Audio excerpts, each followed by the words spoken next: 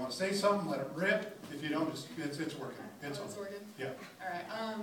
So one of the speakers there, he really kind of spoke to me, and he said that if somebody is worth Jesus dying on the cross for them, then they're worth at least 5 minutes of your time. And everyone, Jesus died for everyone, so everyone is worth 5 minutes of your time. And I thought that was really cool. And so there's 7 billion people in the world. Yes. 5 minutes for each. How long will that take? You better get busy, honey. Yes. Okay. Good. One of my favorite things about GU was not only getting prayed for, but praying for other people.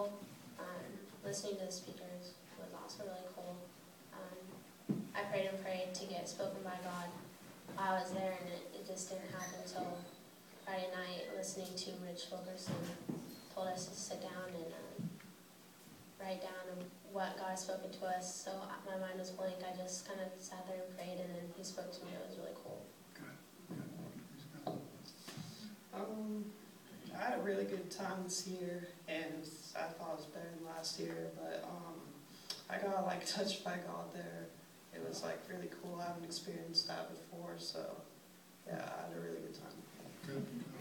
You just pass it right on if you don't want to talk, honey.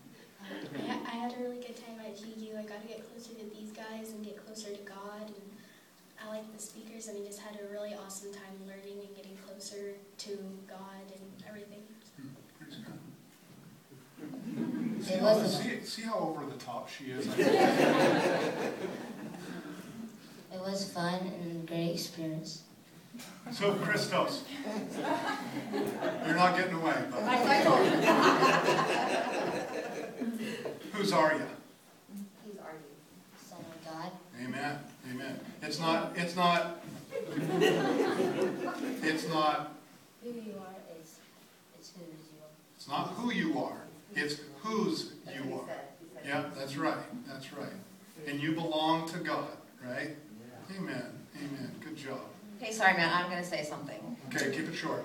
Oh, okay. Well, you're asking the wrong person. He's got the mute button back there. Now, I could talk without it.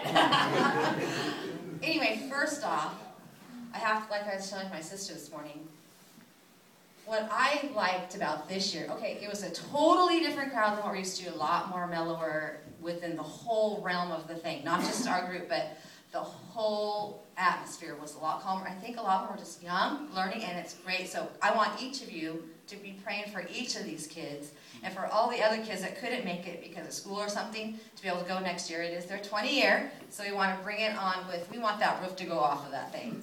So, and we want to come back with new life, new experiences, everything. And it's for the kids. And but I have to say, if it wasn't for a couple people in this room, we would have never had the opportunity to experience GU.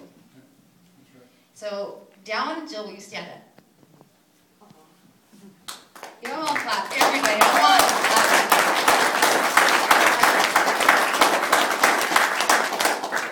If it wasn't for you guys, these kids would have experienced half of the stuff they've experienced in their lives in the past 6-7 years. Is what this GU has been, don't sit down yet. This GU has been going for 19 years.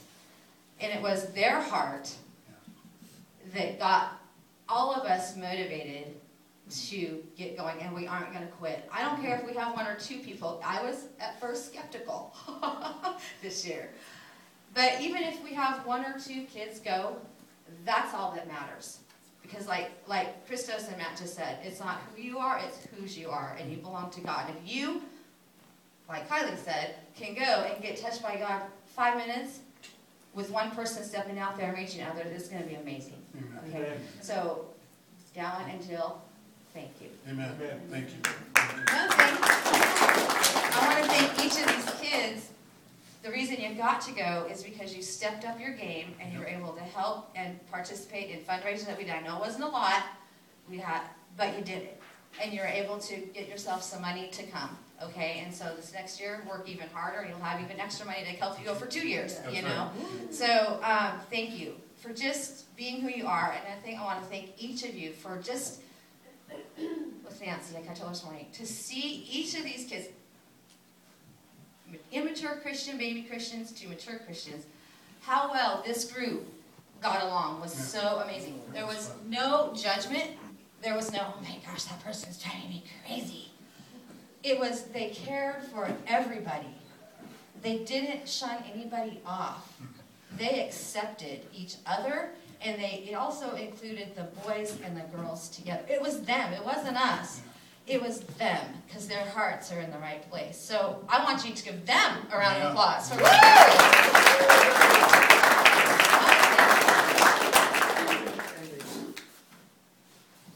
We are called to be servants of God. Okay, but what's your motivation in that servant of God? Is your motivation, I want to serve, I want to get up here and speak, I want to play in the worship team? And then say, well, you know what, let's start at the bottom and work your way up. Oh, well, what? I can't do that. The guy said, I can't go pick up trash off the floor. That's your servanthood. That's where you start and you work your way up, because none of us are any better than anybody else. Amen. And we all have to start somewhere in order to get our lives right with Christ and with each other. So if you're too big to serve, you're too little to lead. I like that little speech. So I just want to say, all of you and all of you have something to offer within this church. Amen. And we need to stick together right here, this group that's in this room right now. We need to stick together as a team, and we need to take care of our church. We need to take care of our pastors. We need to take care of our kids, and we need to take care of all leaders. All of us are leaders here. So we need to start, instead of being, oh, let's lit at GU, or let's just get lit at a Bible study or something, and then go out the door, oh, well, whatever, you know, I'm just going to do my own thing. Be the light for God that you are to be, and that starts right here. It starts right here in your hearts, and you need to take it out the door. That includes you kids. Don't be ashamed to wear God on your sleeve, because if it wasn't for God, you wouldn't be where you're at today. Amen. And don't let anybody take that away from you. You get out there, Casey included, you get out there and you share the Lord's promise, the Lord's life, and what God has done for you. I don't care if these kids in your school judge you or whatever. It's their problem. Get them to know who God is. Just by seeing who you are, that's what it's going to do. So thank you, and be blessed. Do you know who our cheerleader is among us? Thank you, Faye. Good job. You stole my points. Stole your thunder. Well, the two things I was going to say was exactly what she said. That you have to say copy your friend. I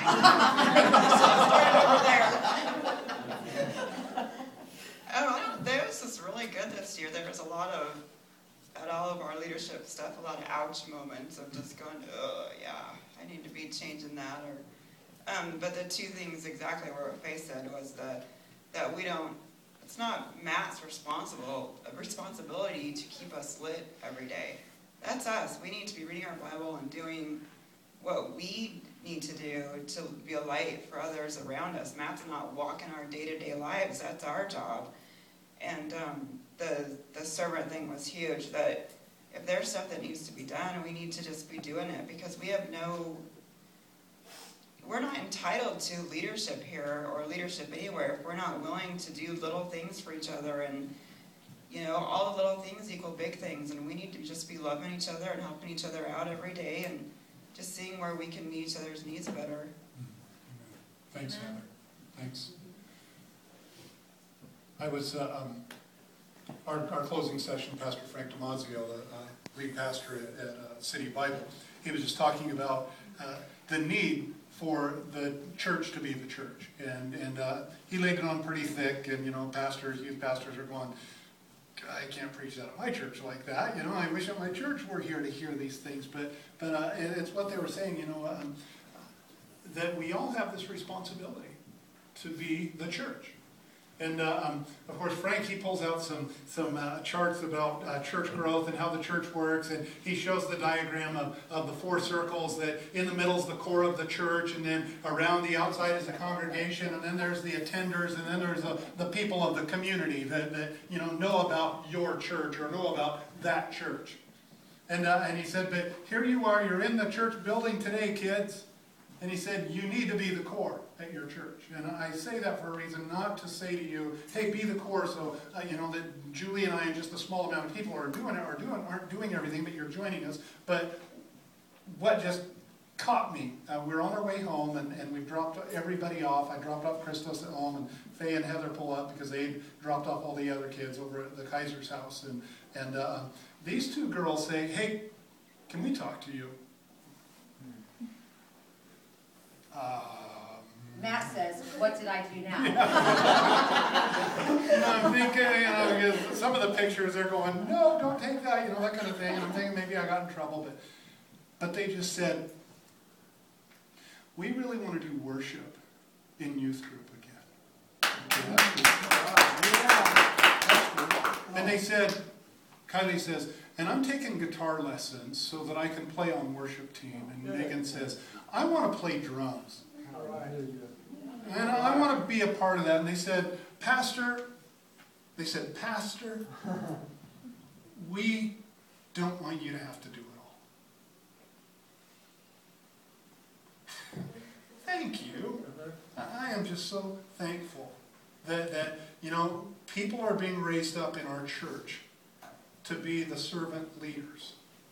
And I'll tell you, the things that we've walked through, especially in this past year, the difficulties and all of that kind of stuff, because there's purpose in it. That God has had to draw us back, pull us away to a place where we realize that, we're in this thing together. And I'm sorry, come hell or high water. When it all hits the fan, we're still in it together. When we make mistakes, we're still in it together. But the part of the together is that, these two girls are saying, "I want to be the core. I don't want to be a part of the church. I don't want to be a part of the attenders. I want to be the core. I want to be one who walks to the future, leading the church." And this girl, I just have to tell you, I am just blown away. There is a mantle on her, and I can't put definition to it, but I think she's going to be a preacher girl. I really do. I see this leadership in her that comes from the right direction. I'm going to lift others up so that they can gain what I've got, Jesus Christ. I'm going to serve others so that they can reach beyond what they think their potential is. And Megan, I see that in you. And I've known you. So how old? Maddie was in third grade when we came here. That was the first time I saw you. Over it, and in school stuff going on. And don't think, I watch people from a distance. It's not stalking, it's not creepy. I watch people from a distance for a purpose. Yeah, it is. Yeah. I should be getting good votes of confidence from you.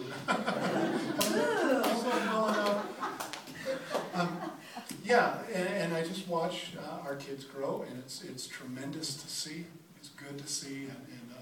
So kids, thanks for being an excellent example. I'm just so blessed to be able to serve you as pastor. And excellent weekend. And again, thanks to everybody who made it possible. Amen. You want to preach anymore, Heather?